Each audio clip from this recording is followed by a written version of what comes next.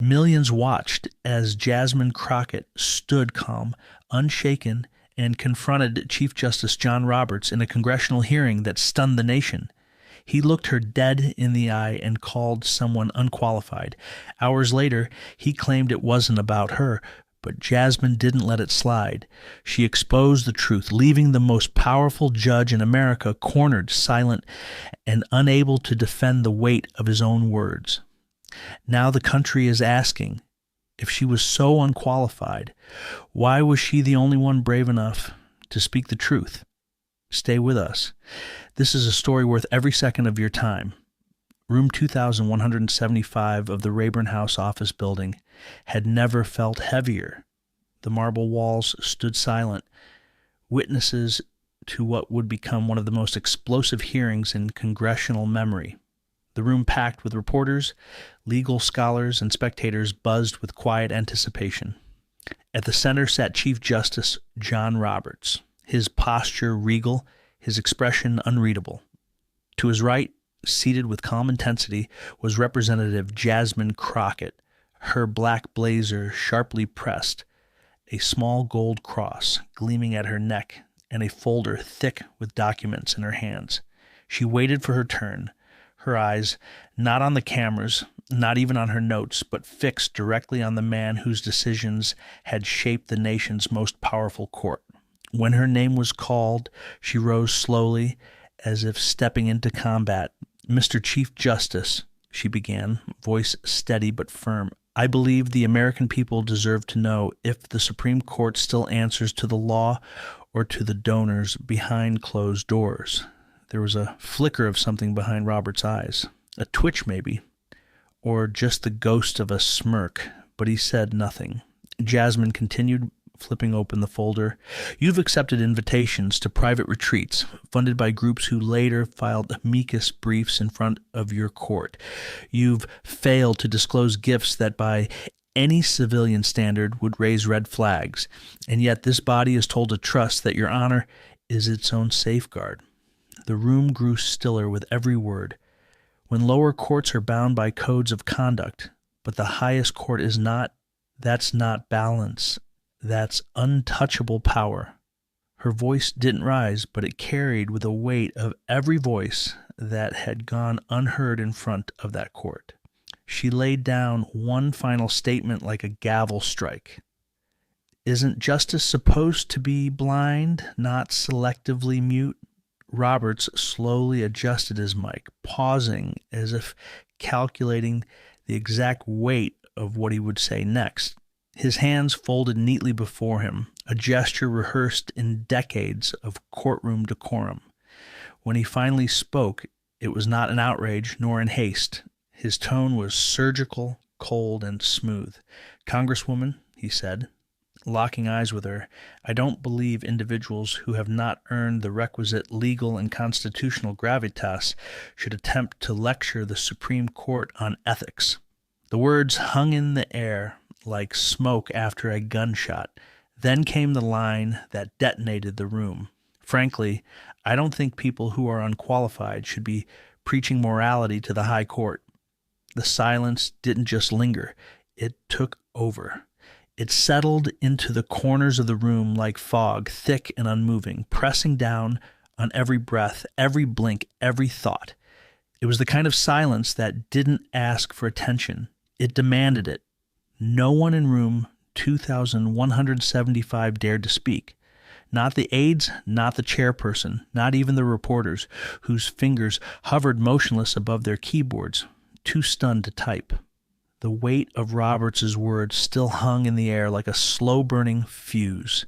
Unqualified, a single word that cracked through the air like a gunshot muffled in velvet, calculated enough to wound, but vague enough to escape consequence. All eyes instinctively and silently turned to Jasmine Crockett, because in that lineup of polished suits, flag pins, and congressional authority, she was the only black woman seated at the dais, and now the room was waiting to see if she would erupt, fold, or disappear. But she didn't do any of that. She sat completely still, unmoving, unbothered, unreadable. Her shoulders didn't stiffen. Her hands didn't ball into fists. Instead, she lowered her eyes back to her documents, the faint rustle of paper sounding louder than any voice. One by one, she flipped to the next page in her binder with a kind of casual care that made everyone else in the room suddenly aware of how hard they were holding their breath. She picked up her pen and calmly resumed writing something in the margin as if nothing had been said at all, as if the most powerful judge in the country hadn't just tried to publicly reduce her to silence with one backhanded sentence. Her face remained perfectly composed, but her silence wasn't retreat. It was control. It was the kind of control that came from surviving rooms colder than this one, crueler than this one, far more dishonest than this one. 10 seconds passed, but in the world of live politics, 10 seconds of silence might as well be an eternity. People shifted in their seats. The tension became a character in the room. Even Chief Justice Roberts subtly adjusted the clasp of his hands, as if the chill in her silence had reached him too. And then, finally, she moved with a precision so deliberate it felt like choreography. Jasmine placed her pen down beside her notepad. She lifted her head, not quickly, not with flair, but with the kind of strength that doesn't need to announce itself. Her eyes met his. No tremble, no heat, no panic. Her expression wasn't anger. It was something colder, something that spoke of years of being underestimated, of being questioned, of being measured by standards that shifted every time she rose to meet them. "Chief Justice," she said, her voice low but cutting through the silence like a scalpel through silk. "For the sake of clarity, because clarity matters in a courtroom, doesn't it?" She let the question hang, rhetorical, but waited. "When you said, 'I don't think people who are unqualified should preach morality to the high court,' I'd like to ask you directly." Her eyes didn't blink. "Were you referring to me?" She waited, but not long, "because when I look around this room, I don't see anyone else who meets the description your eyes were locked on when you said it." And then one final line, soft as a whisper, but sharper than any gavel. "So I'll ask again, Chief Justice. Did you mean me?" The question had been asked with terrifying clarity, and now it hovered in the air like a guillotine suspended by silence. "Did you mean me?" Jasmine Crockett hadn't raised her voice. She hadn't needed to. Her calmness was a loaded gun on the table, one everyone could see but no one dared touch. And yet, instead of meeting the moment with honesty, or even with the kind of veiled dignity that had kept him above political noise for decades, Chief Justice John Roberts reached for the safest defense in the book: deflection. He leaned slightly forward, fingers laced, tone polished, and deliberately vague. "My statement was meant to reflect a general standard," he said, his voice smooth, almost too smooth, like marble covering rot. It was not directed at any particular individual. The words sounded clean, but they were slippery, designed not to answer, but to escape. The problem was the room had seen it. Everyone had the timing, the angle of his eyes, the way the sentence had landed, like a scalpel aimed with surgical intent. And now here he was, pretending it was academic, pretending it was theoretical, pretending that the blade hadn't just sliced across the only black woman in the room right in front of an entire nation. The moment the words left Chief Justice John Roberts' mouth, the ripple effect began, swift and unstoppable. The footage spread like wildfire across the internet, soon to be picked up by news outlets, political analysts, and social media commentators. The question that echoed from one screen to the next wasn't just about Roberts' statement. It was about the implications of what it meant to call a sitting congresswoman unqualified in front of the entire nation. The soundbite, crisp and cutting, ignited a media firestorm that no one could have anticipated.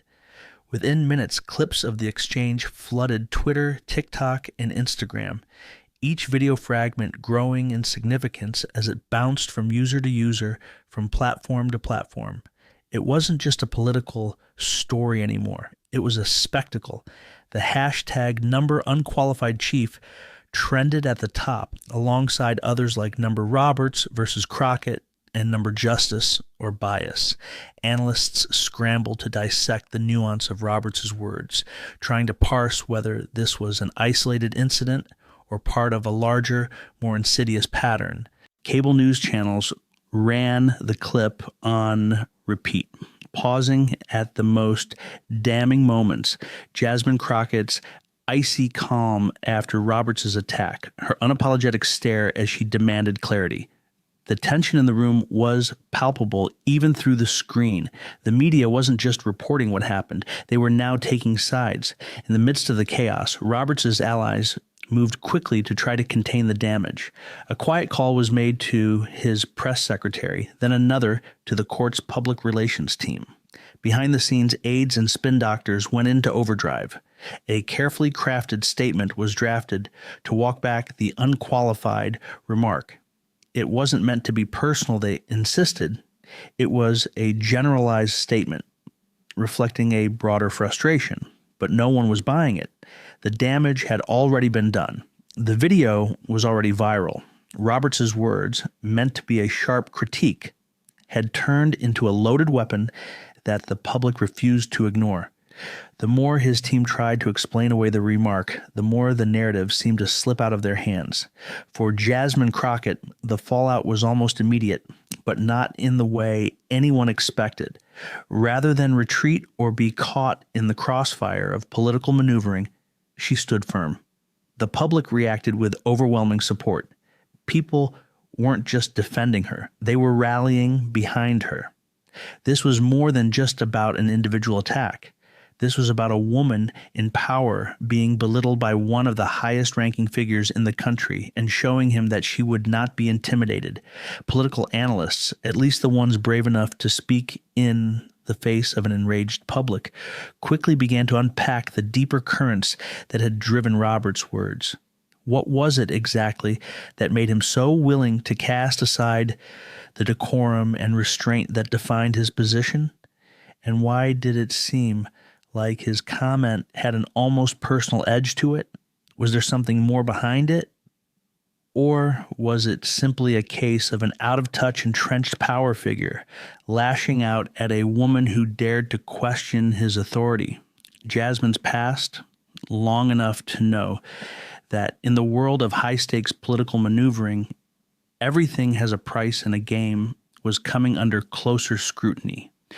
Those who had known her for years began to speak out, recounting the battles she had fought in courtrooms, in community centers, and now in the halls of Congress. The headlines spun rapidly. "Unqualified?" screamed the first. The moment that shook the Supreme Court followed closely behind. Even those who were sympathetic to Roberts couldn't ignore the weight of the insult, particularly when it came from someone who had worked hard to build credibility in her own right. Crockett was no stranger to public scrutiny, but this was a whole new level. The Supreme Court, after all, had a certain sacredness to it in the eyes of the public. It was easy to be cynical about politics, but it was an entirely different thing when the highest court in the land was involved. That's what made this moment so powerful. Crockett's response wasn't just a clapback, it was a counter-narrative, one that positioned her not as the outsider in the conversation, but as the truth-teller, the voice of the people. And Roberts, for all his power, had just handed her a microphone. Meanwhile, in the darkened war rooms of the GOP and judicial allies, frantic calls were being made to reassure donors and key figures who were already nervous about the fallout. One by one, members of Roberts' inner circle weighed in with suggestions about how best to weather the storm. Some recommended staying silent, allowing the public's outrage to subside naturally. Others pushed for a more forceful rebuttal, perhaps even taking Crockett on directly. But one thing was clear. No one knew exactly how to respond to someone like Crockett. She wasn't a typical politician. She wasn't going to apologize. And worse for Roberts, She wasn't someone you could easily brush off as an upstart or a rabble-rouser. The room had seen her power, and the public had felt it through every shared clip and headline. In the halls of power, there was another problem brewing. The deeper you looked, the more you realized that Roberts' words were about more than just one encounter.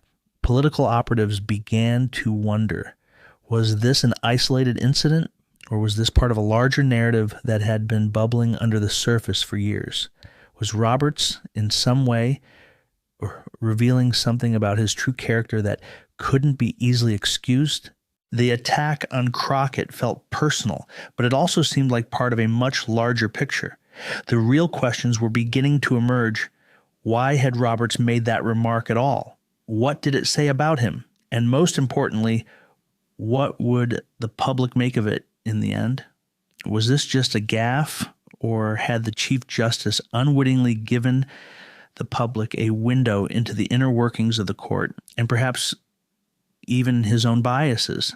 The media's attention only intensified as it became clear that there was more to the story than what had been captured in the tense exchange. The wheels of political investigations and journalistic inquiry began to turn. Crockett's supporters, bolstered by the viral wave, started to demand answers. How long had the Supreme Court operated under the veil of untouchability? How many other judges had allowed themselves to operate with the same kind of arrogance that Roberts had just displayed? The real story was beginning to unfold, and it wasn't just about what had happened in the courtroom.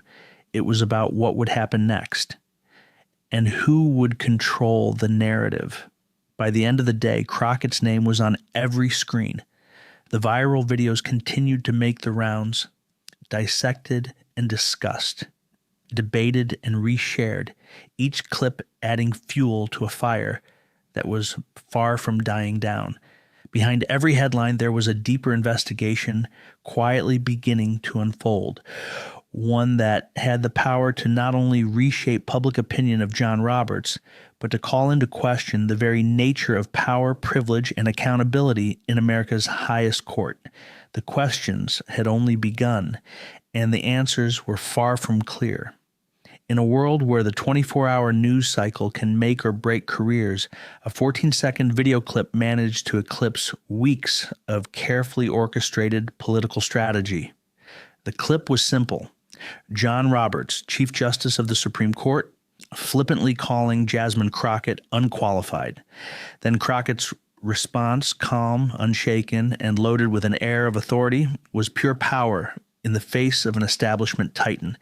That brief exchange, now etched in the minds of millions, exploded across social media like a volcanic eruption, and the political landscape would never be the same. The first few hours after the clip hit the internet were a blur of retweets, shares, and likes. But as the video spread, something remarkable began to happen. The conversation surrounding Crockett's confrontation with Roberts didn't just dominate the news cycle, it reshaped the entire narrative of power, resistance, and public perception. By the time midnight rolled around, hashtags were everywhere. Crockett rising, unqualified, my ass. A justice for Jasmine. The floodgates had opened, and the digital world, always quick to amplify the voice of the people, had latched onto Crockett as a symbol of something deeper. Her calm, unwavering presence in the face of such a blatant power play had struck a chord with people from all walks of life. Within hours, civil rights leaders who had long been advocates for justice reform were publicly praising her. Even unexpected conservative voices, who had traditionally sided with the established powers of Washington, began to speak out in her favor.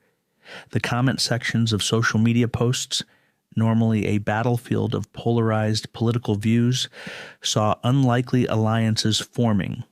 Some conservatives, many of whom would never align with someone like Crockett on policy matters, saw something in her response that resonated with their own frustrations. The blatant overreach of an out-of-touch elite. What happened today isn't just about one person, one conservative commentator wrote in a viral tweet. It's about our system losing touch with the American people. I may not agree with everything Crockett stands for, but she earned my respect today. The viral eruption wasn't just about Crockett's words. It was about her presence. She was no longer just a newcomer to the political scene. She was the embodiment of resistance. The backlash against Roberts' dismissive remark had transformed her into something far bigger than the sum of her campaign promises and policy positions. She was now a figurehead of an underdog movement. Support flooded in from legal scholars who saw Roberts' words as a clear undermining of the judicial system. Many pointed out that the Chief Justice's position should have commanded more respect, not only for his authority, but for the sanctity of the court itself. To have a sitting member of the highest court question the qualifications of a sitting member of Congress, a woman of color at that, was an affront to the very concept of justice that Roberts had sworn to uphold. But while the supporters rallied in droves, the critics were equally vocal.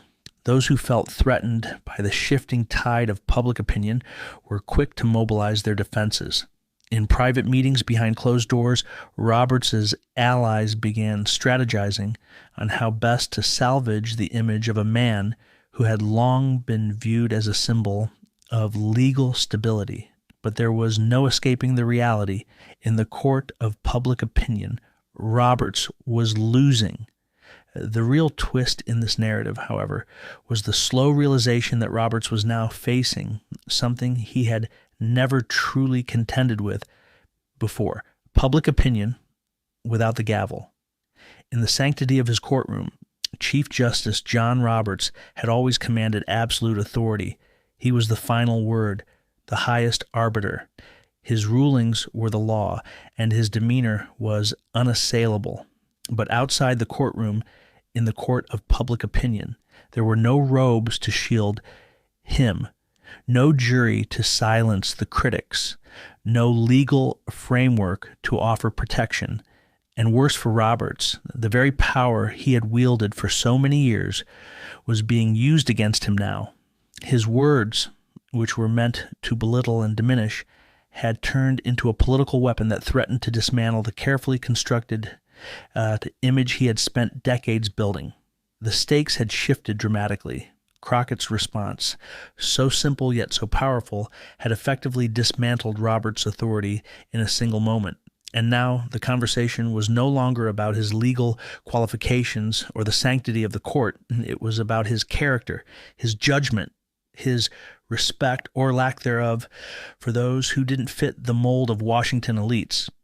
In the court of public opinion, where emotions ran high and perceptions were shaped in seconds, Roberts was now on the defensive. Meanwhile, the stakes for Crockett couldn't have been higher. The political elite who had once underestimated her were now watching, waiting to see how this would play out. If she could maintain her momentum, she would become the symbol of something much larger, a movement that had been simmering beneath the surface of American politics for years, just waiting for the right moment to break free. The faces of civil rights leaders who had long fought for systemic change were now plastered across news outlets, echoing her victory and reminding the world that this moment wasn't just about one confrontation. It was about something much more profound, the dismantling of an old order and the rise of a new political power. What made this moment so seismic was its raw emotional power. The internet had become a place where people could express not just political opinions, but their deep frustrations with the system. The response to Crockett's stand wasn't about ideology, it was about agency. It was about the power of one individual to challenge the status quo and expose the cracks in a system that too often treated power as something untouchable. Crockett had done more than confront Roberts. She had shown the world that the old guard could be held accountable even in the court of public opinion. The media, ever hungry for the next twist, had latched onto this storyline with abandon. Every outlet was covering it, dissecting every moment of the exchange. But beyond the sensationalism, the message was clear. This was no longer just a debate about legal qualifications or political alliances. This was about the balance of power in a country that had long been defined by its institutions and the people who were finally starting to say enough. By the end of the week, the viral eruption of support for Crockett had reached levels that no one could have predicted. A woman who had once been regarded as a newcomer, a rising star in the political world, was now seen as a true disruptor. The question of who was qualified had been turned on its head. And as the media machine worked tirelessly to keep the story alive, Crockett's position as a symbol of resistance continued to grow. For Roberts, the consequences of his actions were just beginning to take shape. The viral eruption had altered the course of his career, turning him from a pillar of the legal establishment into a target for public scrutiny. The question now was whether he could recover from the backlash, or whether Crockett's viral takedown would go down as one of the defining moments of the modern political era. Behind the polished marble walls of the Supreme Court, the fallout from the incident with Jasmine Crockett was reverberating like an earthquake. The political earthquake had already shaken the very foundation of the establishment. Now it was time for the aftershocks to rattle those in power. Inside the court's chambers, the sense of urgency was palpable. Everyone, from the most seasoned justices to Roberts's closest allies, could feel it. This was no longer just a public relations snafu. This was the kind of crisis that could threaten their entire legacy. Roberts's allies, those who had long stood by his side through thick and thin, had one directive: silence. They urged him to remain calm, to stay out of the spotlight, and above all, to avoid responding directly to Crockett or the growing wave of media attention. Silence, they hoped, would allow the storm to pass. After all, what could a freshman congresswoman, one who had barely made a name for herself on the national stage, do against someone like Roberts, a pillar of legal authority for decades? But the reality was far more complicated. The growing influence of Jasmine Crockett could no longer be ignored. No one had anticipated how much momentum the viral clip would generate. No one had predicted that Crockett's unshakable poise under fire would turn her into a force to be reckoned with. And yet, here they were, facing a crisis that no amount of silence could diffuse. In the back rooms of Washington, the scramble had already begun. Political donors, those with the deep pockets that financed campaigns and shaped legislative agendas, were urgently making calls. Some were offering support for Roberts, but others, more shrewd and pragmatic, were already hedging their bets, uncertain of which side of the battle would emerge victorious. "She's a rising star," one influential donor said. "We can't afford to alienate her. Not now." Think tanks, the hidden engines of political ideology, were also in full crisis mode. The carefully constructed narrative of the political elite, which had once made Roberts a symbol of judicial stability and gravitas, was unraveling in real time. These institutions, which thrived on the idea of authority and legal righteousness, could see the tide shifting. If Crockett succeeded in further eroding the public's faith in Roberts's authority, it would have a domino effect on the entire political structure. And so, behind closed doors, the real strategists were busy formulating a counteroffensive, but none of them had a simple solution. The real dilemma was this: how do you combat a woman who doesn't flinch? Crockett's unflappable stance in the face of such a direct challenge had turned her from a fresh face in politics into a symbol of resistance. She was the type of figure who appeared calm on the surface, but whose every word and gesture carried a weight that the political establishment had underestimated. Her confidence was not born of arrogance, but of a deep-seated belief that her voice mattered, and that belief was now resonating across the nation. Her critics, Those who had once dismissed her as a mere political newcomer were now forced to reckon with her resolve. They were no longer dealing with a rookie congresswoman, but with someone who had rapidly become a cultural and political force. Behind every headline, behind every tweet, Crockett was carving out a space where she was in control of the conversation. Meanwhile, inside Roberts' camp, the pressure was mounting. Advisors, consultants, and even former justices who had once worked alongside Roberts were calling in to offer their advice. But the truth was, none of them had a clear solution. Crockett's response to Roberts' comment had been so precise, so laser-focused that it seemed impossible to dismiss. She had turned the tables on him in a way that few would have believed possible. She had taken his own weapon, his dismissal, and used it as a springboard to elevate herself in the eyes of the public. The more Roberts' team scrambled to figure out how to control the narrative, the more Crockett's influence grew. The establishment that had spent years cultivating a carefully constructed image of power was now struggling to counter the rise of an unlikely adversary. The unspoken truth was that no one knew how to handle someone who didn't play by the rules. Every move Roberts made now came under intense scrutiny. His silence, which his allies had hoped would be a refuge, was only fueling the fire. The longer he stayed quiet, the more Crockett's supporters saw it as a sign of weakness, a confirmation that Roberts had no real defense against the power of public opinion. Inside the war rooms, the sense of panic was undeniable. Every hour that passed without a response from Roberts added fuel to the fire. Media outlets were growing impatient, and the pressure to issue a public statement was intensifying. The longer Roberts remained in hiding, the more he seemed complicit in the unfolding chaos. His allies, unable to keep pace with the storm, were growing desperate.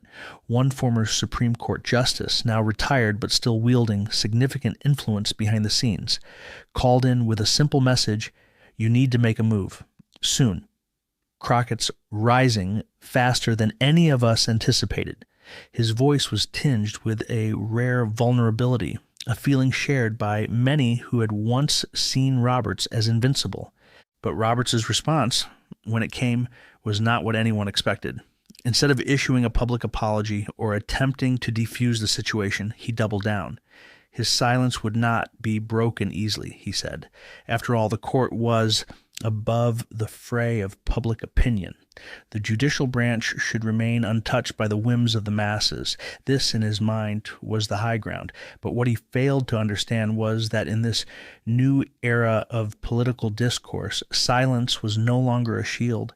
It was a liability. As the days wore on, Crockett's influence continued to spread. Her unflappable demeanor and refusal to back down only cemented her position as a political powerhouse.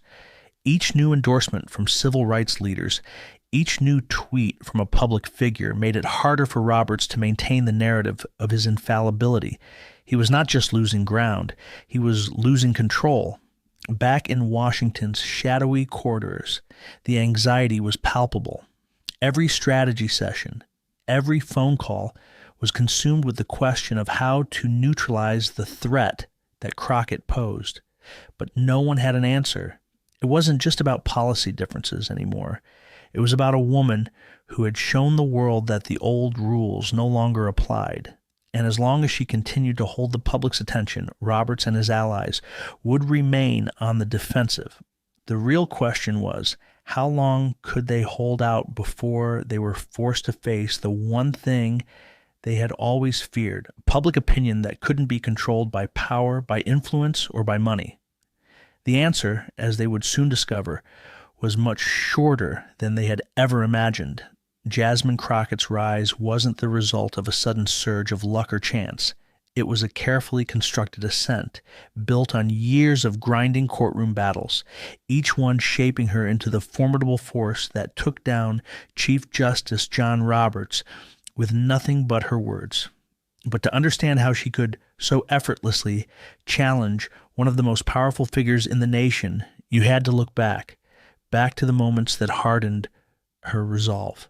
forged her belief in justice, and made her unshakable in the face of any opponent. The year was 2012. Jasmine was just a young attorney, eager and ambitious, but fully aware of the weight of the system she was up against. She had worked her way into a high-profile legal case in Texas, a case that would pit her against not just a powerful defendant, but an entire legal establishment built to exclude people like her, young, black, and a woman. The odds were stacked against her, and everyone knew it, everyone except Jasmine. The case involved a small neighborhood in Dallas where a series of dubious police actions led to the wrongful arrest of dozens of black residents. The details were murky, the evidence was scarce, and the odds were against anyone who dared to stand up to the entrenched power of the local police department. But Jasmine saw something others didn't, a chance to expose the corruption, to stand up for the voiceless, and to dismantle the systemic oppression that held so many people in its grip. When she walked into that courtroom, Jasmine was the only woman of color in a sea of white male attorneys. The room was thick with skepticism. Her opponents, seasoned veterans of the legal system, looked at her like she didn't belong. It wasn't the first time she had felt the sting of exclusion, but it was the first time she'd felt it so intensely. The air was thick with condescension. The lawyers across from her assumed she was just a rookie playing in a league far above her head. She could hear the whispers, the doubt, the underestimation. One of the senior lawyers in the opposing counsel's team, an older man with a reputation for being ruthless, looked her up and down with a sneer. "Are you sure you're in the right place, young lady?" he asked, his tone dripping with sarcasm. Jasmine held his gaze without flinching. "I'm exactly where I need to be," she replied, her voice steady but sharp, betraying none of the anxiety that would have rattled anyone else in her position. She could sense the undercurrent of hostility, the way the room seemed to freeze when she spoke, as though they were all waiting for her to mess up, for her to show that she wasn't ready. But Jasmine wasn't one to back down, not when everything she believed in was on the line. She had spent years in that very system, enduring the same bias, the same obstacles. She had been overlooked, dismissed, and underestimated at every turn, but that very system had also sharpened her. Every time she was pushed aside, she fought harder. Every time someone told her she wasn't enough, she proved them wrong. It had become a cycle, one that had made her relentless. Her passion for justice wasn't born of idealism. It was born of experience. She knew what it felt like to be cast aside, and she would never let that happen to anyone else. The case dragged on for weeks. Jasmine faced moments when she could have walked away, when she could have settled for a lesser outcome and spared herself the fight. But she didn't. She stayed in the trenches, confronting the defense at every turn. She cross-examined witnesses with the precision of a surgeon, exposing their lies with a calm, methodical approach that left the opposing counsel scrambling to adjust. The hours were long, the pressure was high, but Jasmine was in her element. By the time closing arguments came around, it was clear that the courtroom wasn't just looking at an attorney. They were looking at a force of nature. Her argument was not just a legal one. It was a call to action, a message to the jury that they had the power to change something that had been broken for far too long. She spoke with a quiet intensity that cut through the noise, drawing on every ounce of her experience and conviction. The room, which had initially been filled with doubt, was now silent as they listened to her words. Justice is not about who has the loudest voice or the most resources, Jasmine had said, her voice steady, but carrying a weight that left no room for debate. It's about truth. It's about right and wrong. And today you have the power to correct an injustice that has lasted too long. When the jury returned its verdict, it was a resounding victory for Jasmine. The police officers involved in the case were found guilty of violating the civil rights of the residents, and the city was ordered to pay restitution. It was a landmark case, one that drew attention from all over the country. But for Jasmine, the victory was more personal than anything. It was the moment she realized that no system, no matter how oppressive, could stand up to the power of unwavering conviction. She had faced down the forces that sought to silence her, and she had won. That victory became the foundation for everything that followed. It was a lesson in resilience, in the power of belief, and in the importance of staying true to your convictions no matter the cost. But it was also the moment that solidified Jasmine's place in the legal world. From that day forward, no one would ever question her ability, her worth, or her determination again.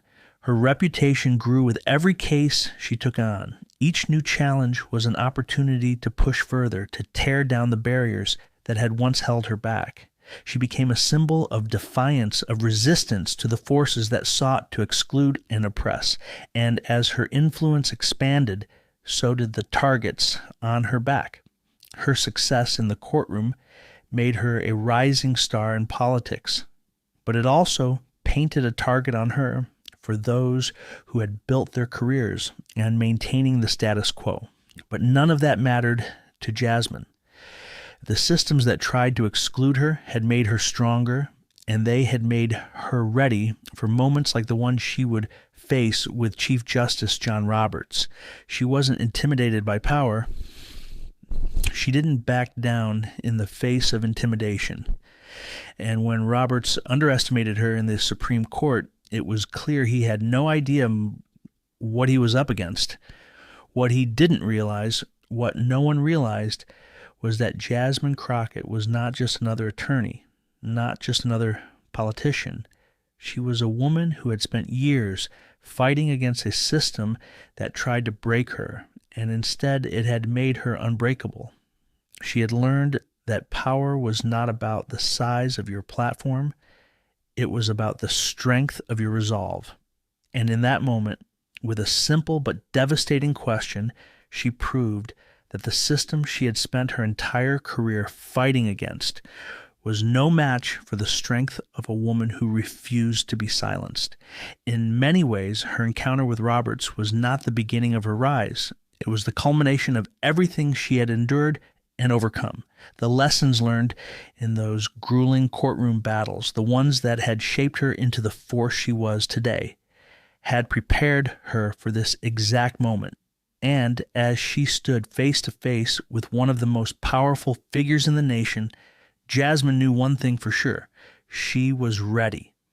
The release of Jasmine Crockett's latest dossier sent shockwaves through Washington. It wasn't a statement of accusation, but an expose, a meticulous collection of facts, carefully curated to lay bare the tangled connections between the Supreme Court, the highest echelons of American wealth and political influence. The dossier didn't shout. It whispered, calmly and methodically, revealing a world that few ever dared to question. It was the kind of information that the public had long suspected but could never prove until now. The media had always been obsessed with political theater, with the sound bites and the grand gestures that made headlines. But this was different. This was about raw power, the kind that shaped policy, tilted the scales of justice, and bought influence at every turn. The connections between billionaires and the justices of the Supreme Court were no longer speculative. They were laid out in full with names, dates, retreats, gifts, and rulings, all connected like the threads in a spider's web. The document was a roadmap to the underbelly of American politics, where decisions weren't made on legal principles, but on the whims of a few wealthy individuals who had the means to sway them. The first page of the dossier was innocuous enough, just a few names and dates. But as the pages turned, the picture became increasingly clear. Major players in the world of corporate America, from tech moguls to real estate tycoons, were revealed to have contributed vast sums to political campaigns and causes directly tied to the Supreme Court. The links between these donations and subsequent rulings were chilling. Decisions that favored the interests of those very donors. Decisions that undermined decades of legal precedent in favor of corporate profits. There were records of lavish retreats, private meetings, and casual dinners between justices and their benefactors, gatherings that no one outside the tight circle of the nation's elite would ever know about.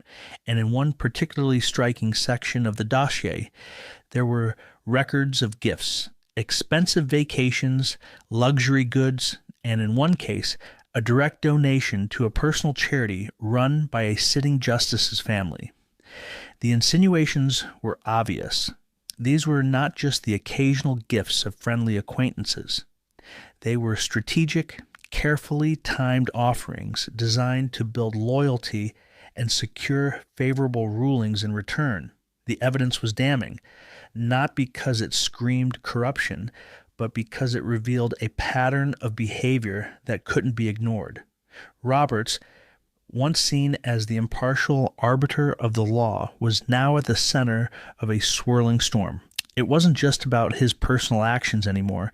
It was about the institution he represented and the trust of the public that had eroded in a matter of days.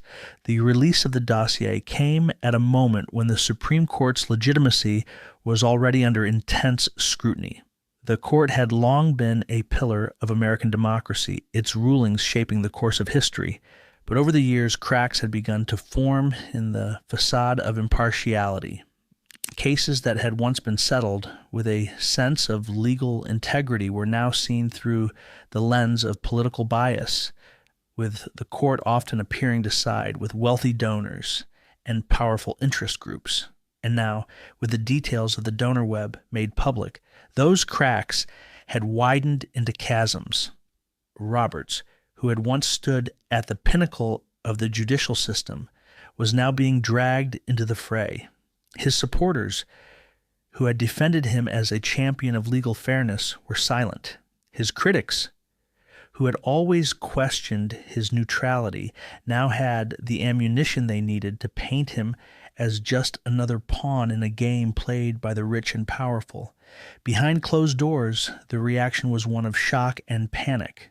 The conservative factions that had once hailed Roberts as a pillar of the court now found themselves scrambling to contain the damage. Calls flooded in from major donors, some of whom had been named in the dossier, demanding that something be done to quash the growing scandal. Think tanks and lobby groups that had once relied on the court to cement their agendas now found themselves reassessing their positions. The narrative had shifted in a way no one had anticipated. It was no longer just about political maneuvering, it was about survival. The public reaction was even more intense. Headlines across the country screamed about the growing distrust in the court, with op-eds and analysis pieces questioning whether the nation's highest legal institution could ever regain its credibility. Social media exploded as users across the political spectrum shared the dossier, dissecting its contents and demanding accountability. The hashtags that followed, the Shurfan Supreme Corruption, Chas Roberts Connections, Yas Justice for Sale, trended for days, filling news feeds with a mixture of outrage and disbelief. Jasmine Crockett, whose name had already become synonymous with justice and resistance, saw her own public standing soar. She was no longer just an upstart attorney who had taken on John Roberts in the Supreme Court. She was now a symbol of a new wave of political activism, one that rejected the idea that power was reserved for the few. Her leadership in this fight had struck a chord with the American people who were now questioning everything they had once believed about the judicial system. But Crockett was not finished. She knew that the release of the dossier was just the beginning. It was a calculated move in a much larger game. The web of influence that she had uncovered was vast, and she knew that it went far beyond Roberts. There were other justices, other powerful figures in Washington, and a whole network of donors and lobbyists who had long been operating in the shadows. The public might have been shocked by what they saw, but Jasmine knew that the full extent of the corruption would take time to unravel. For Roberts, the fallout from the dossier was immediate and unforgiving. Public appearances became impossible. The pressure was building, and it was coming from all sides. For someone who had spent his career in the corridors of power, making decisions behind closed doors, the sudden exposure of his relationships with these powerful donors was a wake-up call. He could no longer hide behind the gavel, could no longer rely on the authority of his position to shield him from the public's growing distrust. The media, once deferential to the court, now circled like vultures waiting for the next scandal to drop. Every ruling, every public statement, every minor misstep was scrutinized with an intensity that Roberts had never experienced. The court, once seen as a beacon of impartiality, was now under siege. Jasmine Crockett, on the other hand, was poised for something bigger. The dossier had struck a nerve, but it was just one piece of a much larger puzzle. She knew the game wasn't over. It had only just begun, and with the public's eyes now trained on Roberts in the Supreme Court, Jasmine was ready to push forward with the next phase of her plan. The donor web was vast, and the power it held was immense. But Jasmine had learned long ago that the system could only hold its grip for so long before it started to crumble. And in this case, the cracks were already beginning to show. It came in the dead of night, as leaks often do. The email hit the inbox of investigative journalists across the country. Its subject line simple: confidential memo, Supreme Court gifts. Attached was a memo. Its contents explosive enough to shake the already fragile foundations of the Supreme Court. The document was from years earlier, stamped with a highly classified seal, and contained a dire warning to several justices, including John Roberts, about undisclosed gifts and potential conflicts of interest that had been systematically ignored.